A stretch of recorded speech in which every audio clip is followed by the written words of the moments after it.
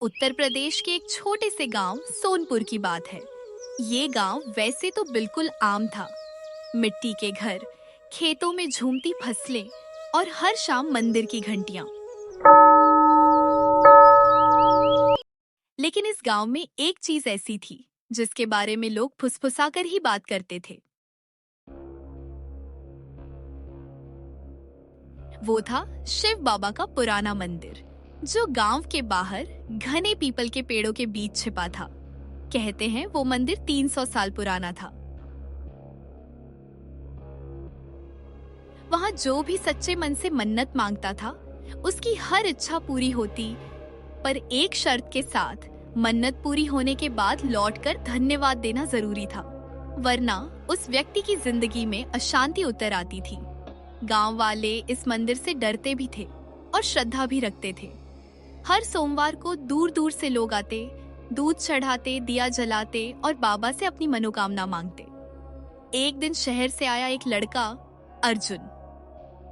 अर्जुन अपनी गर्मी की छुट्टियां अपने दादा दादी के साथ गांव में बिता रहा था।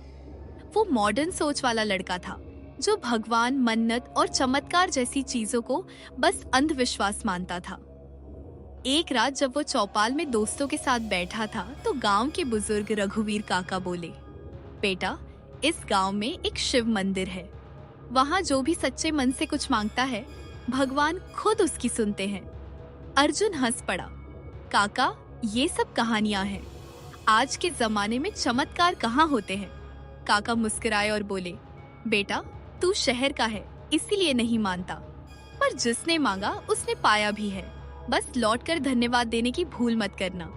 अर्जुन ने बात को मजाक में टाल दिया। कुछ दिन बाद एक शाम फोन आया। अर्जुन की माँ की तबीयत अचानक बहुत बिगड़ गई थी। वो शहर में थी और डॉक्टर ने कहा कि हालत नाजुक है। अर्जुन टूट गया। वो रोने लगा। कुछ समझ नहीं आया क्या करे। दादी बोली, बेटा, जब इंसान के हाथ से कुछ ना हो, तब भगवान के चरणों में जाना चाहिए।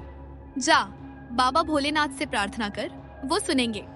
रात के 12:30 बजे आसमान में बादल थे, बिजली कड़क रही थी।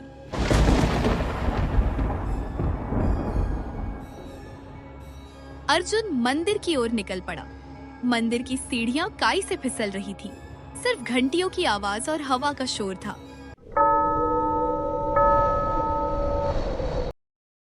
कांपती आवाज में अर्जुन बोला, भगवान, अगर मेरी माँ ठीक हो जाए तो अगले सोमवार मैं खुद आकर आपका धन्यवाद दूंगा।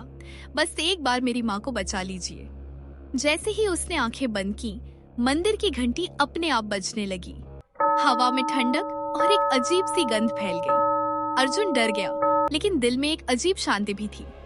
अगले ही दिन चमत्कार हुआ। डॉक्टर बोले, अब खतरा टल गया है। घर में खुशी लौट आई। अर्जुन ने चैन की सांस ली, लेकिन मंदिर जाने का वादा भूल गया। 3 दिन बाद रात में उसे एक सपना आया। वो वही मंदिर था, वही घंटी, एक साधु धीरे धीरे पास आता है और कहता है, जिससे लिया है उसे लौटाना मत भूल। अर्जुन चौंक कर उठ बैठा, पसीने से तर। उसने सोचा, शायद तनाव की वजह से सपना देखा होगा। लेकिन वही सपना अगले दिन फिर आया, और इस बार साधु की आवाज और भी गहरी थी। मन्नत अधूरी छोड़ दी तो चैन नहीं मिलेगा। अब अर्जुन डरने लगा। उसकी तबीयत बिगड़ने लगी। नींद गायब, आंखों के नीचे काले घेरे।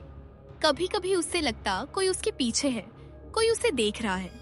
दादी ने जब उसकी हालत देखी तो बोली, बेटा, तूने मंदिर में जो कहा था वो पूरा किया? अर्जुन चुप हो गया। दादा बोले, बेटा, भगवान से किया वादा निभाना चाहिए, वरना उनका आशीर्वाद वरदान नहीं, श्राप बन जाता है। अगले दिन रात के समय अर्जुन फिर उसी मंदिर गया। चारों तरफ घना अंधेरा था, बस हवा की सीटी और कुत्तों के भौंकने की आवाज। सीढ़ियां चढ़ते चढ़ते उसने देखा, मंदिर का दरवाजा खुला था। अंदर वही बूढ़ा साधु खड़ा था, लाल आंखें, सफेद दाढ़ी और हाथ में त्रिशूल।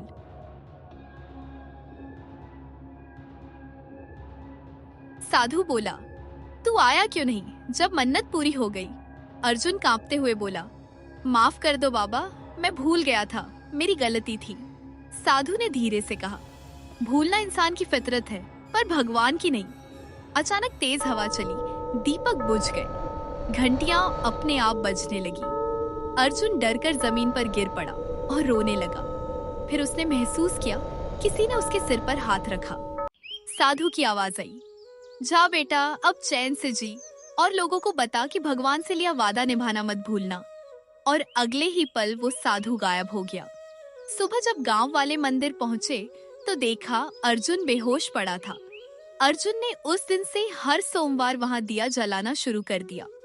वो लोगों से कहता, भगवान से मांगना आसान है, लेकिन निभाना सबसे बड़ा धर्म है।